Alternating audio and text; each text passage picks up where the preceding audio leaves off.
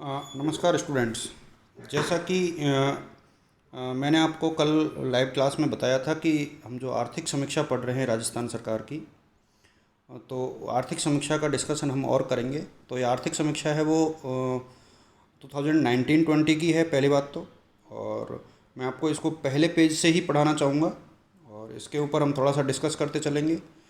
तो सबसे पहले तो आप यहाँ पर ये देखोगे कि इसको जारी कौन करता है। तो यहाँ से पहला क्वेश्चन आपका बनना प्रारंभ हो जाता है कि इसको बनाने वाली संस्था है वो कौन सी है। आर्थिक एवं सांख्यिकी निदेशालय राजस्थान जयपुर। तो आप इसे नोट करके रखें, आर्थिक एवं सांख्यिकी निदेशालय जयपुर। जैसे ही आप इसको कंप्लीट कर लोगे तो उसके बाद हम आगे बढ़ेंगे। आगे बढ़ते चलें आप।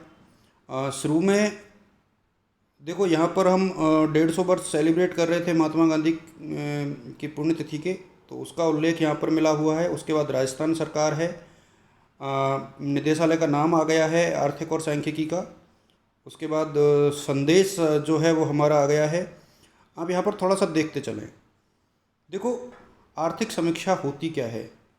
आर्थिक समीक्षा गत वर्ष के दौरान राज्य की अर्थव्यवस्था के निष्पादन और राज्य में संचालित विभिन्न कल्याणकारी कार्यक्रमों और योजनाओं के संदर्भ में प्रमुख जानकारी प्रदान करता है।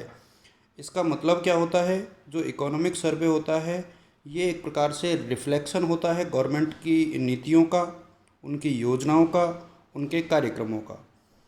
तो एक प्रकार से ये एक मिरर भी है जो आपको आईना दिखाता है, एक तस्वीर दिखाता है आपकी अर्थव्यवस्था के बारे में। ये सीएम गहलोत का संदेश था। इसके बाद जो प्राकथन है यहाँ पर वो उप मुख्यमंत्री है हमारे श्री सचिन पायलट जी, उनका है। यहाँ से जीके का कोई क्वेश्चन नहीं बनता है। इसके बाद मुख्य सचिव राजस्थान सरकार, मैं आपको यहाँ पर फिर बता देता हूँ चूँकि हम पढ़ ही रहे हैं। तो अभी हाल ही में मुख्य सचिव किसे नियुक्त किया गया है ये आप लोग कमेंट सेक्शन में भी बता देना। वैसे श्री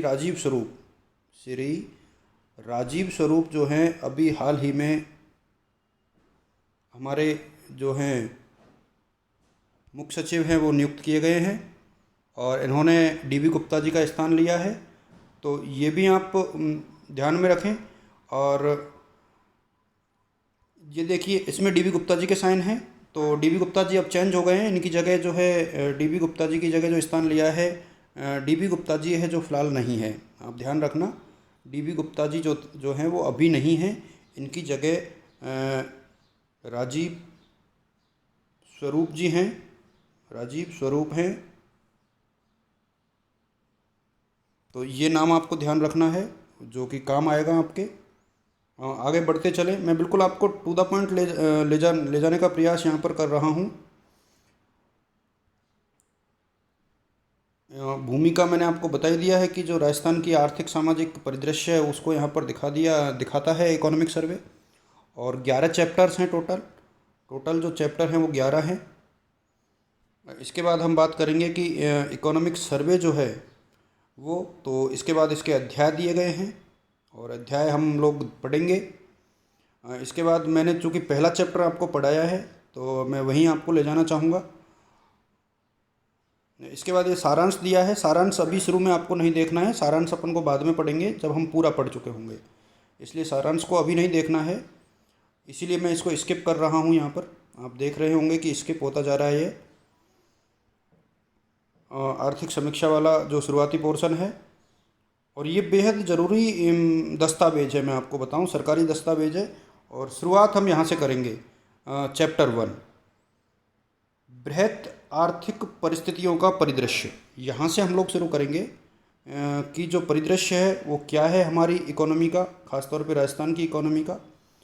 तो शुरुआत यहाँ पर जो की गई है वो आप यहाँ पर देख पाओगे कि बिल्कुल शुरू से इसने लिया है।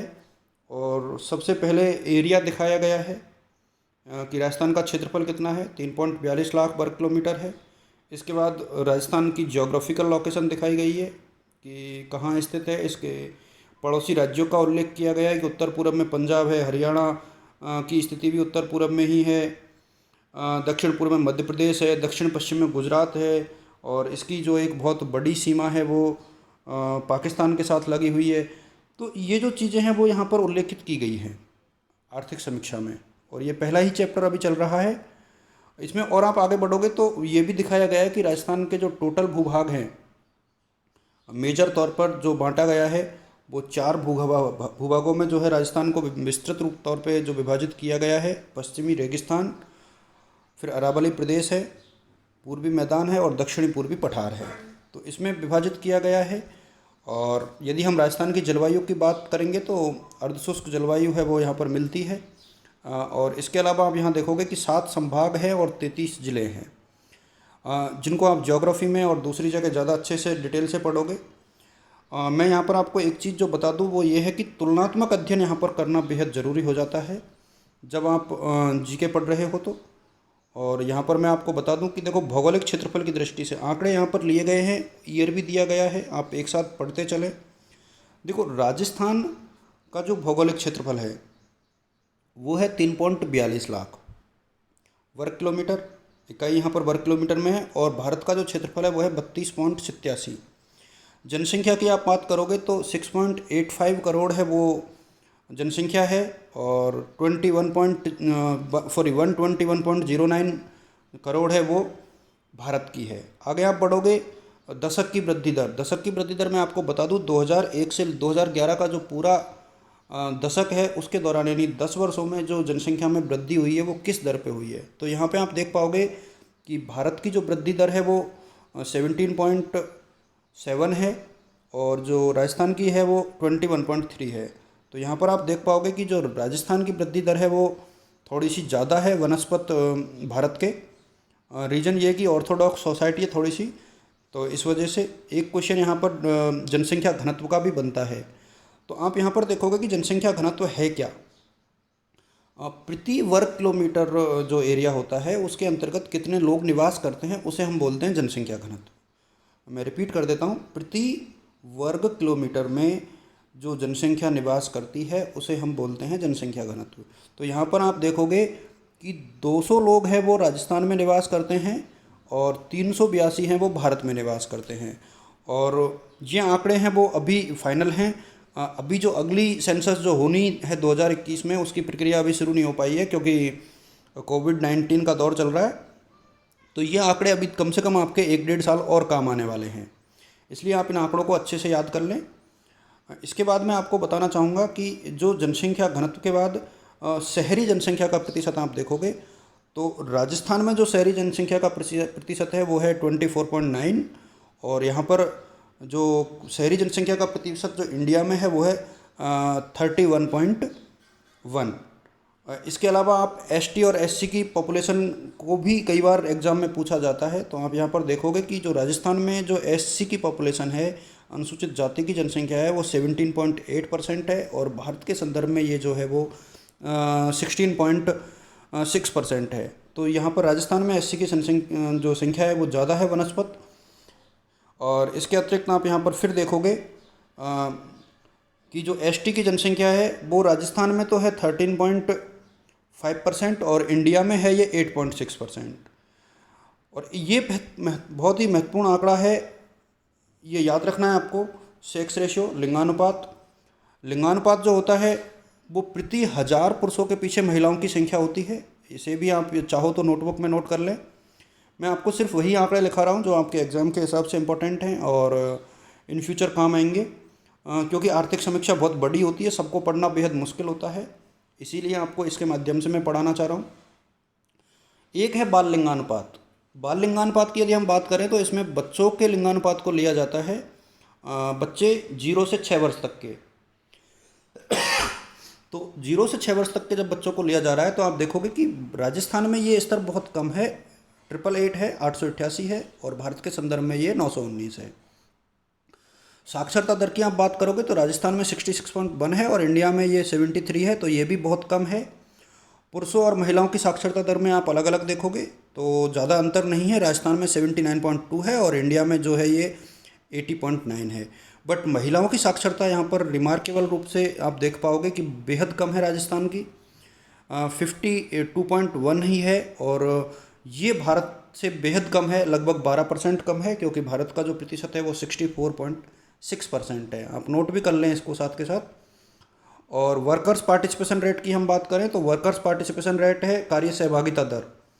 और कार्य सहभागिता दर यानी जनसंख्या का कुल कितना भाग है जो वर्क फोर्स में लगा हुआ है यानी कार्य करता है। तो राजस्थान में ये परसेंटेज ज़्यादा है, 43.6 है। और भारत के संदर्भ में ये थोड़ा सा कम है, 39.8 है। आप यहाँ पर बर्थ रेट की बात करें, जन्म दर की बात करें, और ये आंकड़ों को आप देख पाओगे कि 2017 के अनुसार है। ये बेहद ज़रूरी है आंकड़ों को आप कि कौन सी ईयर के हिसाब से, अब तक के जितने भी आंकड़े थे वो आप देख पा रहे हो कि 2011 के हिसाब से थे, 2011 के हिसाब से थे।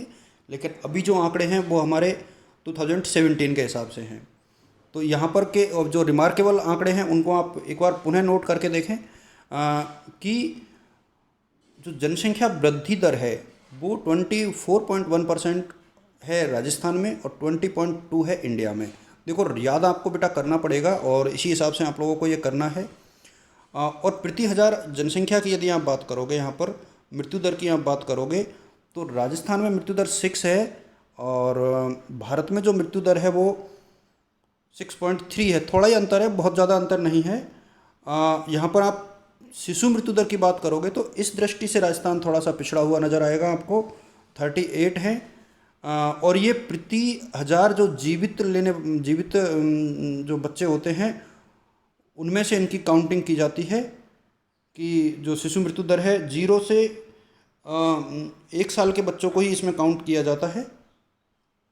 मैं मातृत्व मृत्यु दर की बात करूं तो यहाँ पर मातृत्व मृत्यु दर जो होता है वो प्रति लाख जो बच्चे जो प्रसव होता है उनमें से कितनी महिलाएं हैं उनकी डेथ हो जाती है।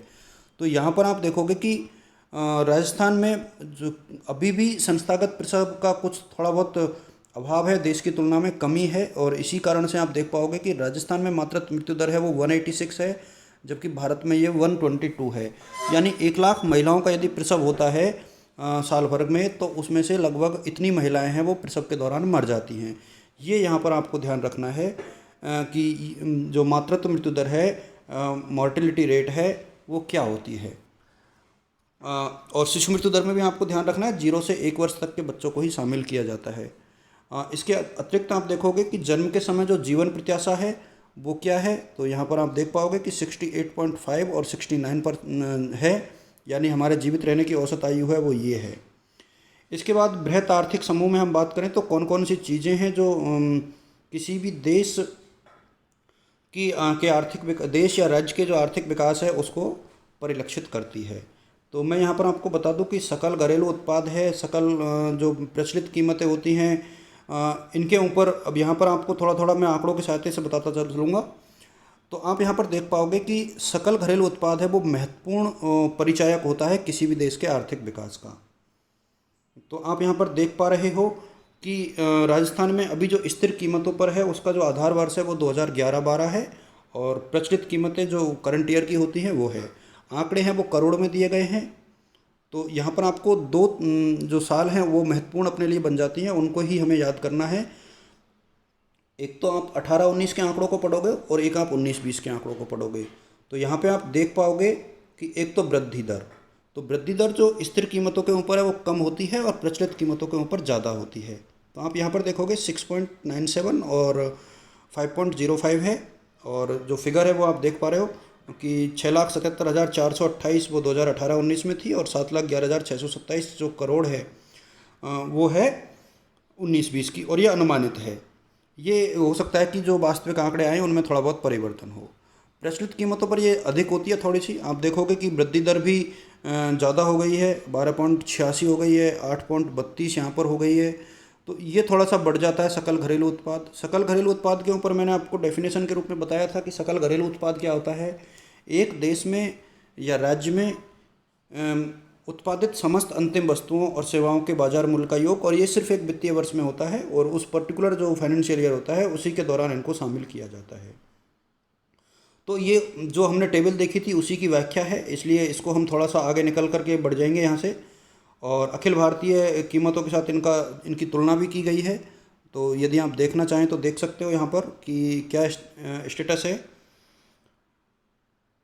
ये जो आंकड़े हैं वो चालू कीमतों के ऊपर हैं। आप देख पाओगे कि ये चालू कीमतों के ऊपर है, और इधर के जो आंकड़े हैं वो अखिल भारतीय स्तर के हैं। इधर के जो आंकड़े हैं वो अखिल भारतीय स्तर के हैं। आप थोड़ा सा दोबारा इसको मैं दिखा स्क्रॉल करके दिखा देता हूँ।